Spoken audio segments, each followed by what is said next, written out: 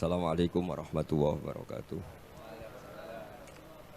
Bismillahirrahmanirrahim. Nahmaduka ya ghafur ya syakuru wa salli wa sallim wa barik ala sayyidina maulana Muhammadin wa ala alihi washabihi asma'in nama ba'du. Tengarso Habib Ahmad bin Idris Al-Habsyi juga keluarga. Tengarso para sesepuh wakil khusus ketua pusat PPIP Bapak Dwi Hartono dan yang mewakilinya Bapak Rizal Fakhruddin. Teman-teman semua dari Direktur Indonesia Power, Bapak Hasin Sidki, semuanya yang saya hormati, jajaran direksi.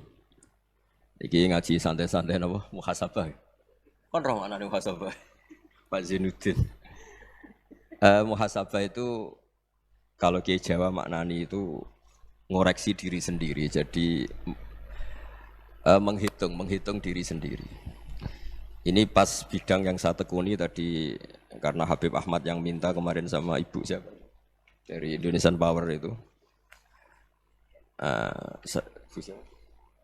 Ibu Lia, saya turutin sekaligus saya sambil belajar terus tentang muhasabah.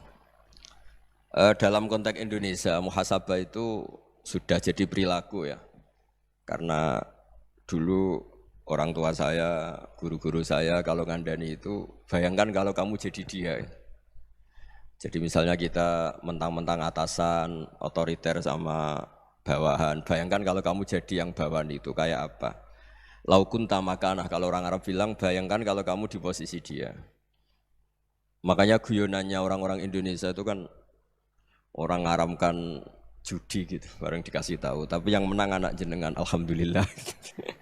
Ternyata ngaramkan itu karena ada anaknya. Kalau anaknya yang menang ya seneng. Meskipun itu guyonan, tapi saya punya padanan itu dalam kitab Hikam. Nabi Ibrahim itu Khalilur Rahman, tentu bencinya minta ampun sama yang namanya maksiat. Suatu saat beliau diterbangkan di alam malakut. Itu kalau di Hikam saya halaman 15 juga. Saya masih ingat betul. Mungkin kalau Anda beda halaman karena beda cetakan. Atau enggak punya kitabnya. Atau punya tapi tidak bisa baca. Nah itu jadi berbagai kemungkinan. Atau punya tidak bisa baca tapi dianggap jimat. Atau digo pencitraan. Banyak itu kaji-kaji tidak bisa baca kitab tapi di ruang tamunya kitabnya besar-besar. Pencitraan itu. Tapi ya bagus lah, nggak apa-apa untuk syiar.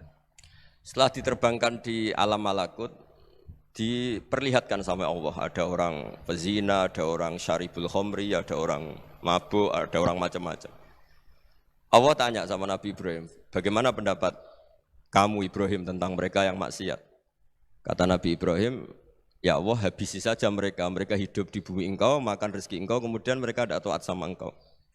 Singkat cerita di fase itu, saya ulang lagi di fase itu, Allah nurutin. Sampai sekian peristiwa, mungkin 3 atau 4. Sudah, setelah sekian tahun Nabi Ibrahim lupa peristiwa itu, kemudian beliau diminta menyembelih anaknya. Ini versi kitab Hikam. Memang versinya banyak tentang kenapa Nabi Ibrahim disuruh menyembelih anaknya. Ketika mau menyembelih anaknya, Nabi Ibrahim ragu. Huwa samratu fuadi. Anak saya ini buah hati saya, kenapa engkau suruh menyembelih? Terus kata Allah, apa kamu tidak ingat ketika kamu saya angkat di alam malakut, kemudian kamu usul bunuh-bunuh, saya tidak mempertimbangkan usul Anda, tapi kenapa sekarang saya merintahkan kamu mikir? Gitu. Terus, ya karena ini anak saya ya Allah. Terus kata Allah, rumang samu wong sing kon mateni gak gawean kau sing gawe kowe enak wae usul mateni. Jadi sebenarnya saya yang bikin kemudian Anda enak aja usul membunuh. Semenjak itu Nabi Ibrahim itu di eranya itu asfaqun nas, orang paling sayang sama manusia. Karena kadang kita keras itu ya kebetulan itu udah anak kita, ada keluarga kita. Cara orang Jawa itu kan gitu ya, kalau ada perempuan terus macak yang macam-macam pakai sepeda motor cowok terus wah itu luput suwuk, semoga-moga gini. Tapi setelah dikasih tahu, niku ponakane jenengan, semoga-moga selamat. Jadi jangan-jangan kemarin ahlil ma'asi itu kebetulan itu tidak keluarga kita. Kalau keluarga kita yang pernah salah pada kita, semangat kita mintakan maaf. Jangan-jangan kita didikte hukum sosial gitu. Jadi orang yang salah, kebetulan itu orang yang menservis kita. Atau keluarga kita, atau orang dekat kita. Jangan-jangan semangat kita mintakan ampun. Tapi kalau sama orang lain, kebetulan musuh kita semangatnya minta itu kena azab. Nah ini yang nggak boleh dalam Islam. Islam mengajarkan niru Rasulullah SAW, Nabi itu rahmatal lil alamin. Bahkan kemarin saya ngaji virtual sama beberapa habaib, ada Habib Ali Al-Jufri dari Mesir, ya. Ada Habib Alwi dari Kuitang, ada Habib Nabil Al-Musawa. Dari sekian habaib itu saya masih ingat diantaranya yang didawuhkan rahmatan lil alamin itu ketika Nabi adahu kaumuh, disakiti oleh kaumnya, dan itu mereka masih kafir semua. Itu mereka dapat doanya Nabi Allahumma hdi qaumi fa innahum la ya'lamun. Kayak apa baiknya Nabi, orang yang menyakiti, yang melukai, tapi Nabi masih berdoa Allahumma hdi qaumi fa innahum la ya'lamun. Sayyidina Umar dapat doanya Nabi itu ya khina kana kafiran, ketika masih kafir didoakan. Allahumma aizzal Islam bi Umar. Itu ketika masih kafir. Itu pelajaran bagi kita bahwa yang sedang tidak cocok pun itu berdapat doa kita. Ya doa supaya kondisi kita baik, hari tambah baik. Karena agama ini saya berkali-kali bilang limangka nayarjuwa hawal yaumal akhir. Agama ini diperuntukkan bagi yang selalu punya harapan pada Allah Subhanahu wa taala. Saya cerita muhasabah ini tentang hubungan kita dengan Allah. Di Indonesia itu banyak orang fasik, banyak orang nakal. Ya di mana-mana orang nakal itu ya mayoritas wa aksaruhum fasikun. Tapi berkahnya harapan. Mungkin saya kira nakal sok benda, mungkin saya kira sholat sok ben sholat, mungkin sekarang belum sakhok, belum dermawan, suatu saat dermawan. Barokahnya itu kefasikan ini dianggap sementara. Sedang fasik, sedang tidak benar. Karena kiai-kiai kita, para guru-guru kita, para habaib utamanya itu mesti bilang semoga husnul khotimah. Nah barokahnya doa itu, semoga husnul khotimah itu menjadikan satu pola sosial. Yang sedang fasik ini masih diharapkan jadi lebih baik, sehingga kita tidak ngambil sikap ekstrim, yang ingin menghabisi atau ingin mengadili, tidak. Karena selalu kita punya harapan. Dan agama ini limangka nerjuwo hawal yaumil akhir. Bayangkan itu kalau yang nakal itu anak kamu. Pasti kamu enggak ingin kan langsung dapat azab, dapat apa. Padahal kita semua jadi tokoh ini abul kulli, bapak dari semuanya. Sehingga ketika Rasulullah SAW jalan-jalan kemudian melihat perempuan sedang menyalakan api. Kalau apinya mati ditiup, anaknya dijauhkan. Nanti kalau sudah jauh dari api anaknya digendong lagi. Terus kata Rasulullah, matur ke semua sahabat, ara'aitum anna hadhihi tarihatan waladaha 'alan nar. Apa kamu berpendapat bahwa perempuan ini akan melemparkan anaknya ke neraka? Tidak ya Rasulullah. Tidak akan seorang ibu melemparkan anaknya ke api. Terus kata Rasulullah, Allahu arhamu min hadhihi biwaladiha. Allah lebih rahman, lebih rahim dibanding orang tua ini kepada anaknya. Ini yang harus kita kenalkan terus, kita kampanyakan terus supaya orang hubungannya dengan Allah itu nyaman, asik. Sehingga dengan demikian selalu ada harapan bahwa yang sedang nakal ini suatu saat tobat. Kita tidak boleh menghukumi pasti begini, pasti gini, itu tidak wilayah kita. Itu juga yang dicontohkan Rasulullah SAW. Secara lahir Nabi itu enggak berkenan sama Wahsy, karena Wahsy itu salahnya salah fatal karena membunuh ahabban nasi ila Rasulillah, yaitu membunuh Sayyid Hamzah. Jadi ketika Wahsy tobat, Nabi itu nerima tobatnya. Dan ketika beliau dengan basariyahnya agak siap ketemu Wahsy karena harus ingat Sayyid Hamzah, basariyahnya diturutin. Oke kamu iman, saya turutin, tapi jangan sering ketemu saya. Karena kalau ketemu kamu, saya masih ingat sama paman saya, Sayyid Hamzah.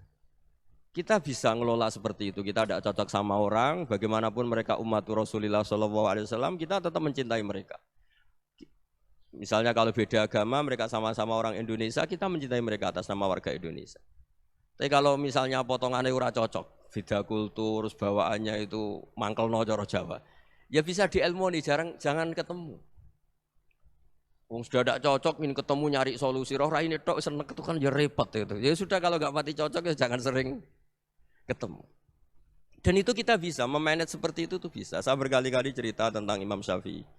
Kalau dikasih tahu ya Imam Abu Abdillah, panggilannya Imam Syafi'i, tetangga Anda ini ternyata banyak yang nggak senang Anda. Jawabnya beliau senang. Ya bagus kalau nggak senang saya, ndak utang saya katanya. Jadi gara-gara sampean seneng aku ngatur aku ini kan. Nah, mungkin sampean ra seneng kan ya enak. Jadi hidup itu dianggap happy. Kalau seneng ya teman silaturahim, kalau nggak seneng ya nggak bakal utang gitu. Baru kayak seneng itu nggak ganggu. Gitu. Jadi dulu itu orang bisa ngelola seneng ndak seneng itu bisa. Karena ada kearifan hubungan dengan Allah Subhanahu wa taala. Hidupnya selesai karena masyghul bi dzikrillah, mereka sibuk dengan Allah. Makanya kata ulama-ulama tasawuf, kamu jangan melihat manusia perilakunya, tapi kamu juga harus ingat yang gerakkan semua itu Allah Subhanahu wa taala. Dengan demikian kita farah, kita senang. Makanya Nabi kalau ngutus Anas bin Malik kemudian enggak kesampaian yang diinginkan karena Anas main, ketika garwa-garwani Nabi agak tersinggung, Nabi andaikan Allah menghendaki yang saya inginkan kesampaian, pasti itu kesampaian. Jadi dianggap kegagalan Anas enggak manggil yang dituju Nabi itu ya kersane Allah, ya enteng saja.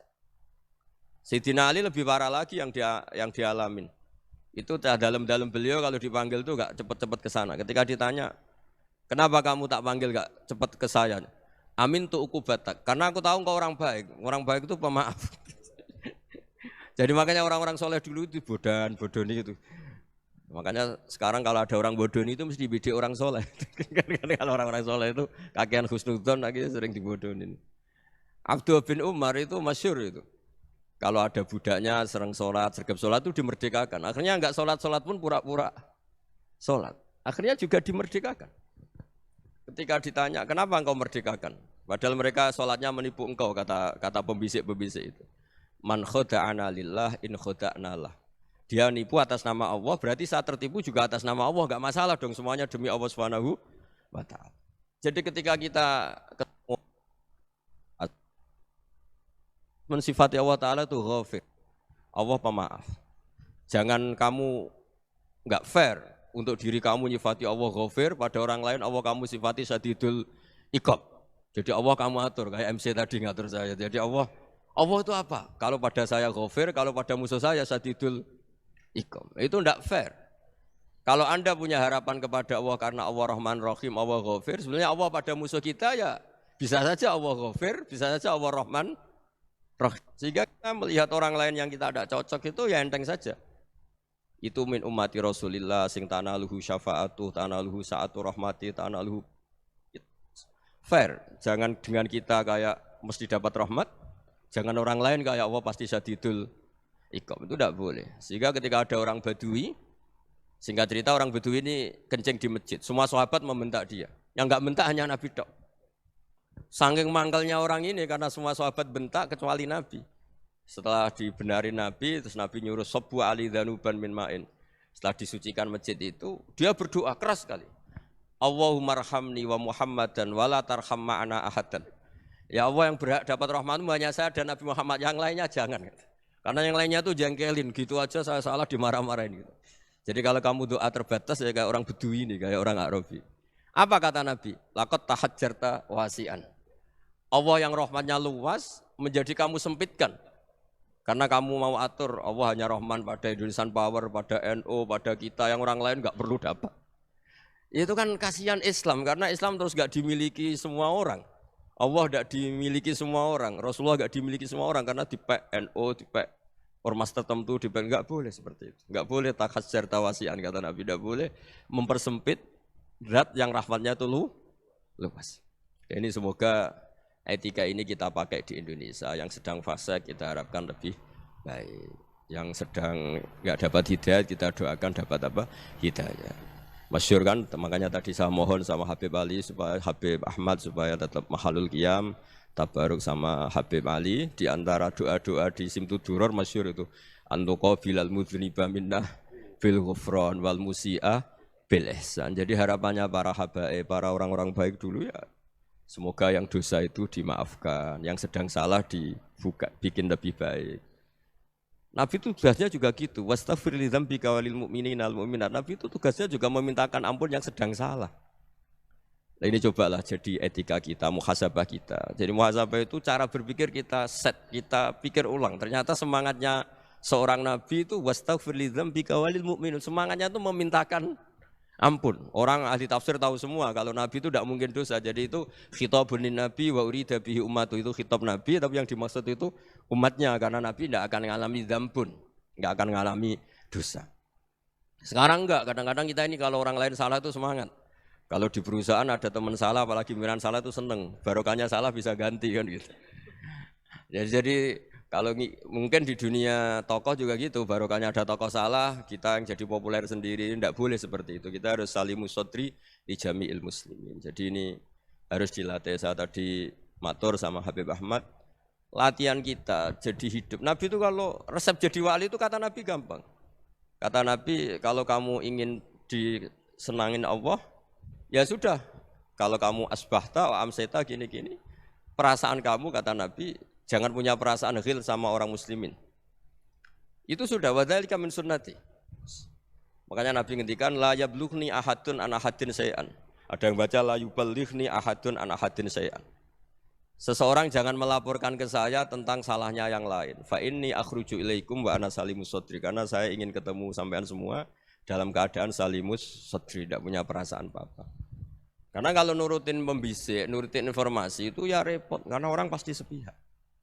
Ada kiai yang top, datang ke kampung-kampung ning desa-desa. Kata yang seneng itu punya akhlak. Wah itu bagus orang besar datang ke kampung-kampung. Kata yang enggak seneng, wah itu jobnya kiai kecil kok diambil, itu kan ya kasihan itu kan sudut pandang. Makanya saya sering bilang, akal kita ini cukup untuk mentasdik Rasulullah SAW. Meskipun perasaan kita kadang orang Jawa itu beda. Saya berkali-kali bilang sama peneliti dari Jogja, kenapa sih Gus para nabi itu kok poligami istrinya banyak? Nabi Dawud katanya itu berapa? Nabi Sulaiman malah jumlahnya agak terbatas. Nabi Muhammad itu paling sedikit. Saya tanya gini, perempuan itu orang lemah, jadi kalau nolong orang satu gimana baik, kalau nolong orang dua ya lebih baik, ya sudah kira-kira seperti itu. Paling tidak akal kita masih tahu kalau orang baik, itu kan mesti baik. Nolong orang satu baik, nolong orang dua ya lebih baik, nolong orang tiga lebih baik. Tapi kalau kamu orang nggak baik, satu saja kamu terlantarin, kamu miskinkan, kamu ya tinggal diukur kan. Kalau orang baik, nambah baik. Tapi kalau orang buruk, tambah buruk. Nah itu akal. Akal kita bisa menganalisis kenapa sih nikah itu ada yang poligami, ada yang enggak. Ya sudah, ukur saja diri kamu. Misalnya kayak saya elek keriting, rabi terus. Memperbanyak wong elek. Orang perilaku netok, raine dadi elek kabeh. Gitu. Tapi nak kowe ku ganteng, alim, ganteng, sugih. Anake ganteng-ganteng, berhubung kowe saleh ahli swarga kabeh. Mertua yo bangga karena karir kamu meyakinkan. Ini mertua kamu aja enggak bangga mau nambah. Ipar gak bangga, mertua gak bangga, desa kamu yang kamu wayai juga gak. Beda dengan Nabi ketika nikah Juwairiyah itu gak ada pernikahan sebarokah Nabi dengan Juwairiyah itu Azharu Rasulillah. Di situ habis perang banyak tawanan, gara-gara jadi bisanya Nabi langsung dibebaskan semua karena Azharu Rasulillah. Sekarang bisanya Kanjeng Nabi. Dulu Abu Sufyan memanggilnya bukan main sama Nabi. Gara-gara putrinya dinikah terus langsung jadi. Kalau kamu kan enggak, nikah satu, nikah lagi, satu kampung musuh kamu. Karena istri pertama ya cemburu, yang kedua agak bangga. Wah itu selesai itu. Di dunia wal akhirah. Maksud saya, nganalisis Islam itu harus pakai akal. Dan akal yang dipakai, ini saya bawa ke kitab Ihya, adalah pikiran-pikiran para ulama. Makanya ketika Imam Ghazali ketika ditanya, fakaifa bi muslimin fasikin asawwaha fi jami'i amri. Kalau kalian ketemu orang fasik, orang Islam tapi fasik, perilakunya enggak ada yang benar. Kata Imam Ghazali jawabnya lucu, aneh. Ma min muslimin illa wa islamuhu ta'ah.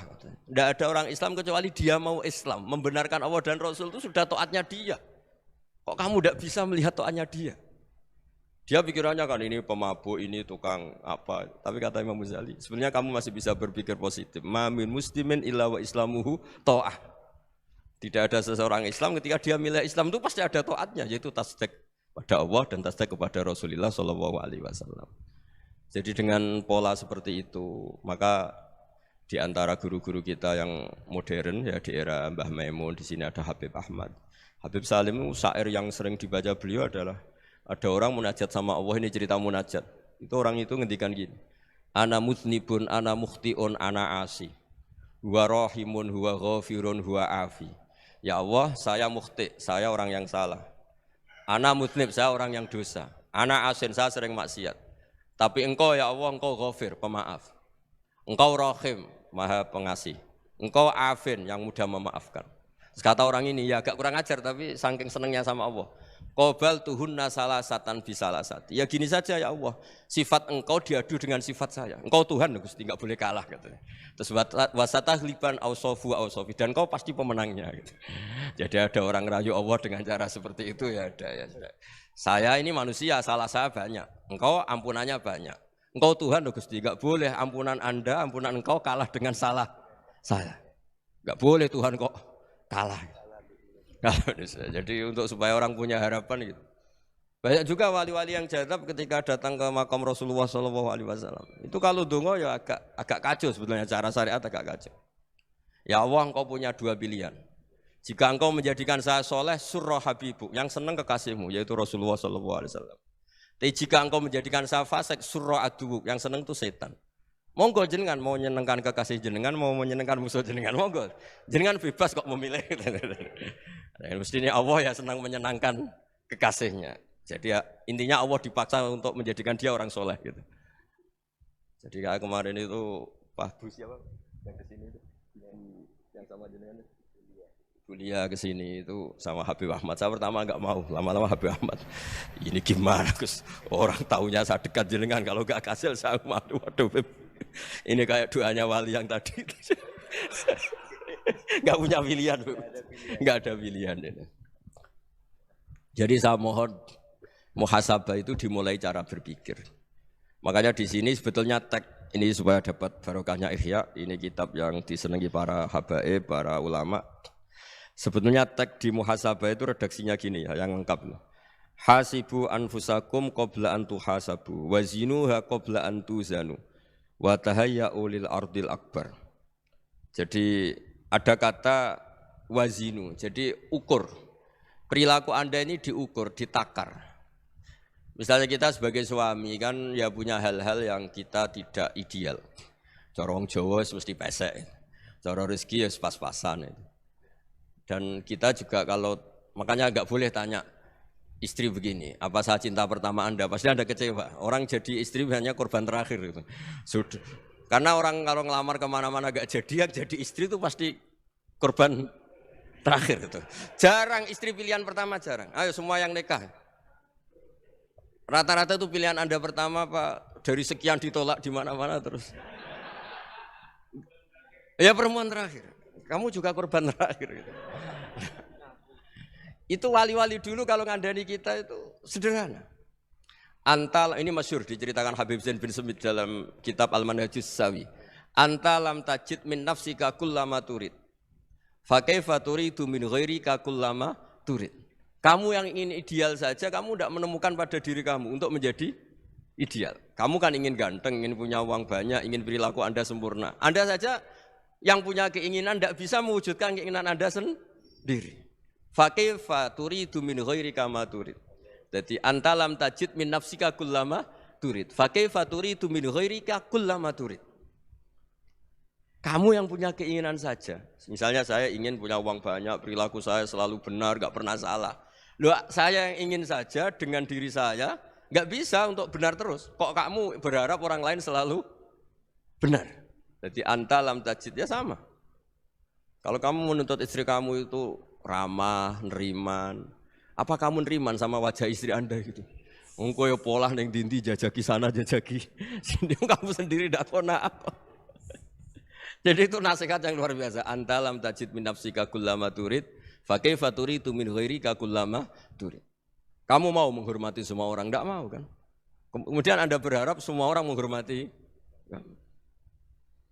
Kamu tidak ingin kan orang lain semua menghujat kamu. Sementara kamu enak aja menghujat orang lain. Makanya Rasulullah SAW itu luar biasa ketika bikin kaidah sosial.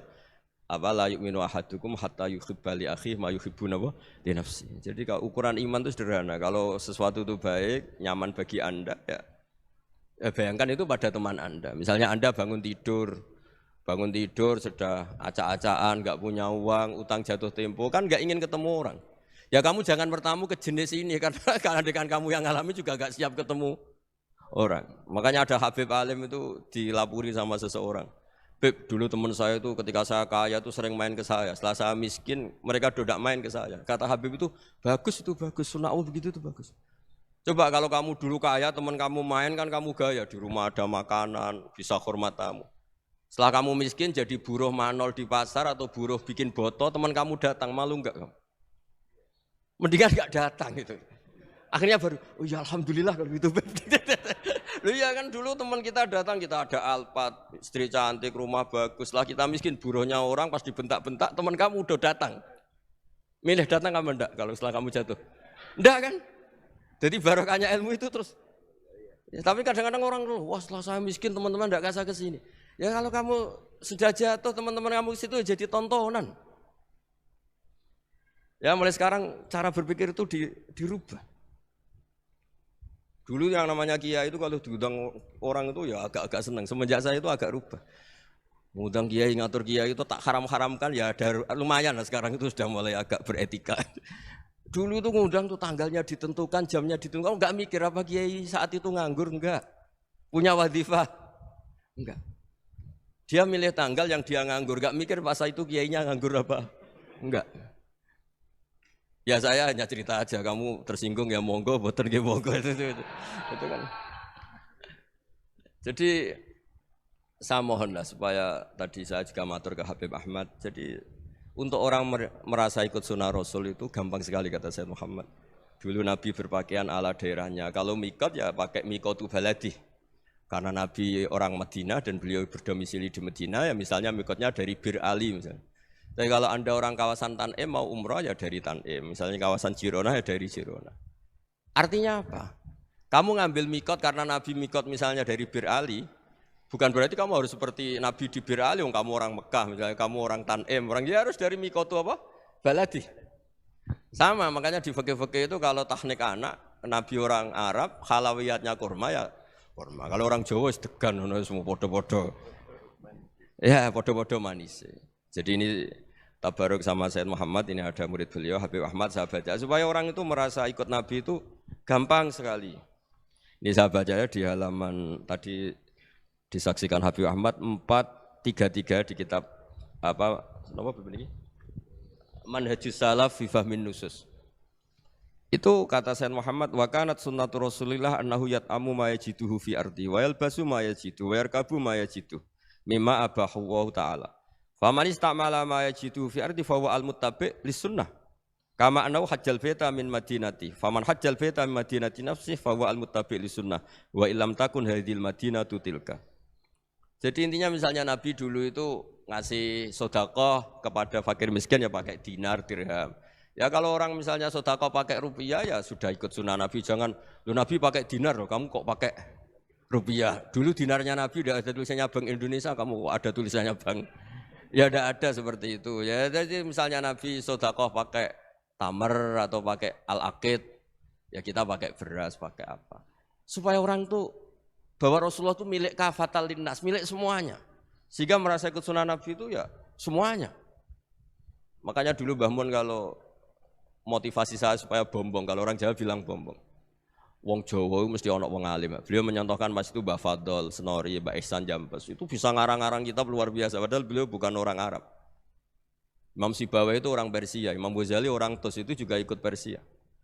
Kata Mbah Mun, wong sing ora Arab lah mesti untuk jatah alim kata beliau. Karena Nabi itu diutus kafatal linnas. Nanti kalau orang yang alim itu Arab tok berarti tidak ada perwakilan dari Afrika, dari Asia Tenggara, dari mana-mana. Makanya karena Nabi statusnya itu kafatal linnas. Jadi kita harus bangga sebagai Muslim, sebagai orang Indonesia karena misalnya Wali Kutub dulu terkenalnya hanya ada di Yaman, di mana.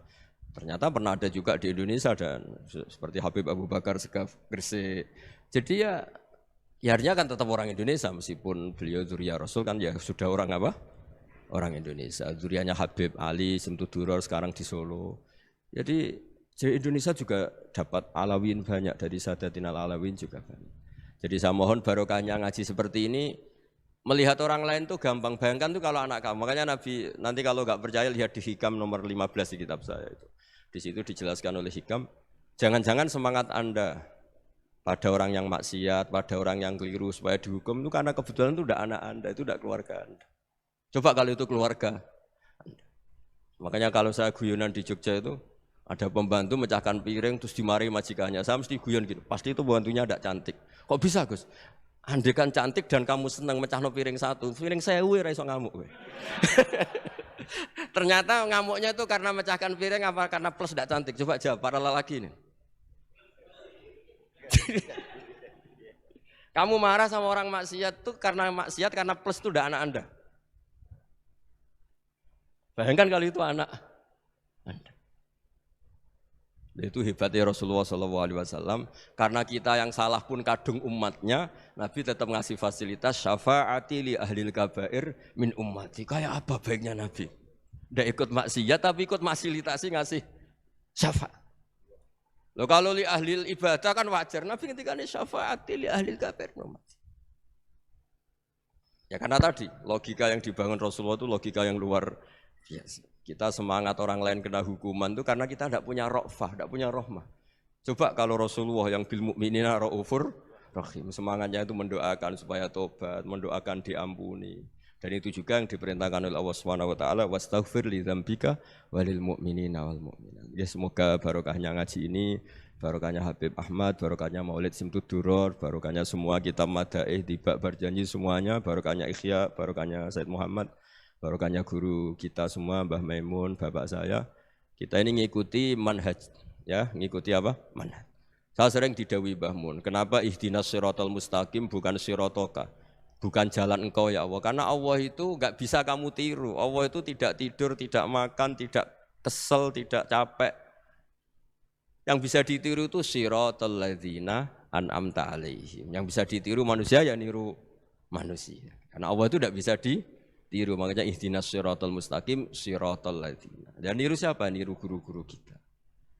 Termasuk niru cara pandang. Jadi misalnya ada orang awam di rumah itu hanya delok reng, delok tikus liwat, itu kan kayak nganggur. Kok ora tahajud malah mendelok reng. Melihatnya jangan gitu. Huwa tarokal ma'asiyah. Dia di rumahnya tidak dugem, tidak kemana-mana. Dia berarti malam itu tarkul ma'asi. Tidak nyopet, tidak garong, tidak ke tempat maksiat. Susahnya apa sih husnudzon? Jadi jangan lihat huwa tarkut tahajud, huwa tarokat tahajud, wa taroka qiyamal lail. Oke ya, namanya orang begitu ya tidak tahajud, tidak qiyamul lail. Tapi susahnya apa sih kamu bilang huwa tarokal ma'asiyah? Dia juga meninggalkan maksiat. Dan tarkul maksiat itu ibadah. Supaya orang tuh gampang lah husnudzon sama orang muslim. Ini orang mukmin, orang yang luar biasa. Di mata Allah itu orang yang luar biasa. Kayak tadi Imam Ghazali, kalau saya ketemu orang muslim kemudian dia tidak pernah baik, gimana? Kata Imam Ghazali, ma min muslimin illa wa islamuhu ta'ah. Tidak ada orang Islam ketika dia mentasdihkan Allah dan Rasulullah, berarti dia juga punya taat. Ya ini latihan saja, sing iso nglakoni Habib Ahmad kula namung cerita mawon. Kula cerita secara akademik, saya punya kitab, saya baca dan alhamdulillah kita paham barokahnya para guru dan supaya terbiasalah. Sebaik-baiknya ibadah husnudzon billah wa husnudzon bil mu'minin. Soal tidak cocok ya diilmoni tadi ya, namanya enggak cocok ya jangan sering ketemu. Seperti Rasulullah SAW, beliau karena sangat mencintai Said Hamzah, ketemu orang yang pernah begitu sama Said Hamzah ya beliau secara basyariah tidak siap. Tapi beliau secara cara bahasa sekarang secara profesional kalau beliau seorang nabi dan harus menerima tobatnya siapapun ya diterima. Saya meskipun dengan A, B gak cocok karena dia begini-begini sama saya, tapi saya ingat dia sholat, dia baca sholawat, dia mencintai Rasulullah. Ya kita hormat. Ya soal gak cocok ya di manage tadi ya. Zuruhiban tasdad huban. Kalau gak pati cocok ya jangan sering ketemu bawaannya enak nanti. Ya semuanya itu diilmoni lah. Makanya ngendikane Ma'ruf Al-Qurhi ada yang baca Al-Kharki, mangqala fil yaumi salasa marrat aw marham ummata Muhammad kutiba minal abdal. Karena semangat mencintai siapapun satu hari sering baca Umar Hammata Muhammad, wa asli ummata Muhammad, wa tajawaz an ummati Muhammad. Itu mesti kutiba minal abdal. Dia pasti termasuk wali abdal. Maksudnya semangat mencintai. Ya dilatih lah. Misalnya Indonesia Power atau PLN. Andai kan tidak ada PLN itu kayak apa? Orang nggak bisa ngaji, tidak bisa aktivitas, ya barokahnya ada PLN, barokahnya jasanya. Kita sadar, tidak semua kebaikan kita ini memenuhi keinginan orang banyak. Orang banyak ingin listrik, ingin saluran apa, dan itu kadang yang mewujudkan orang lain atau kelompok lain. Ya karena itu manfaat ke orang lain ya kita doakan. Karena khairun nas anfa'uhum linnas. Sehingga kita terbiasalah ngakui orang lain. Seperti semangatnya Rasulullah SAW, semuanya itu didoakan, semuanya diinginkan kebaikannya. Bahkan Nabi gak putus asa sampai di akhirat. Ketika Nabi lain sudah putus asa karena sudah akhirat, sampai dimintai syafaat semuanya bilang nafsi, nafsi. Karena merasa semuanya enggak punya nyali di depan Allah. Karena ini sudah akhirat, sudah finish. Tapi apa Rasulullah? Analah. Ya sudah, saya sanggup mensyafaati kalian. Terus kata Nabi, fa'atiyal arsya. Saya mendatangi aras, fa'akhiru lahu sajidan, saya sujud. Wa ahmaduhu bima hamida allamani rabbi. Kemudian saya tetap muji Allah dengan pujian yang terus menerus. Padahal sudah di akhirat sudah finish. Nabi dimintai syafaat masih sanggup. Karena Nabi tahu akhirat tidak bisa mendikte Allah. Tidak bisa Allah terus bilang, ya Allah ini akhirat loh. Engkau sudah tidak boleh mensyafaat. Tidak bisa. Allah tidak bisa diganggu akhirat. Allah tidak boleh dibatalkan rahmannya oleh akhirat. Allah tetap rahman rahim abadal abad. Dan Nabi tahu itu. Makanya kata para ulama, fa Muhammadun Ahmadu min ghairihi. Jadi Nabi Muhammad namanya dua yang terkenal. Sebetulnya banyak yang terkenal dua, Muhammad sama Ahmad. Ketika Nabi punya nyali memuji Allah di akhirat atau sudah di akhirat, itu fa Muhammadun Ahmadu min ghairihi. Ketika Nabi lain sudah tidak punya nyali muji Allah karena sudah akhirat, Nabi Muhammad tetap berani muji Allah di saat seperti itu. Makanya Ahmadu di situ kata ulama itu af'al tafdil, fa Muhammadun Ahmadu min ghairihi. Kanjeng Nabi lebih memuji Allah di saat yang Nabi lain sudah tidak punya nyali untuk muji Allah di saat itu. Makanya kata Nabi fa akhiru lahu sajidan wa ahmadhu bimahamida allamaniha rabbi. Akhirnya setelah lama gitu terus Allah ngendikan ya Muhammad irfa' ra'sak wasal tu'tah wasfa' tusyaffa. Sudah Muhammad, angkat kepala kamu minta apa saya turutin, dan kalau kamu ingin mensyafaati umatmu saya beri hak apa? Syafaat. Nah, semoga semangat itu juga menjadikan kita munajat bahwa rahmat Allah tidak terbatas, harapan juga tidak terbatas. Mungkin yang sedang nakal ya kita katakan sedang, jangan terus kamu pastikan wah ini mesti suul khotimah, mesti tidak orang baik. Tidak, agama ini liman kana yarju wal yaumal akhir, selalu bagi yang punya harapan. Ya, mugi-mugi dapat barokah semua. Matur dengan kata wassalamualaikum warahmatullahi wabarakatuh.